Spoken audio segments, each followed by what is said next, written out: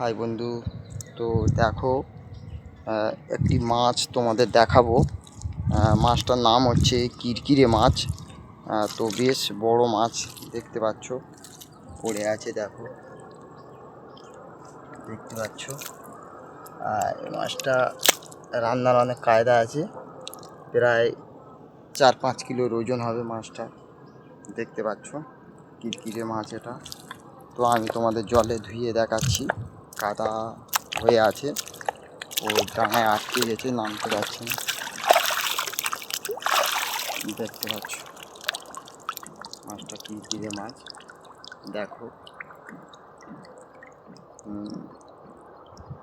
বেশ 4-5 কিলোর ওজন আছে মাছটি। দেখো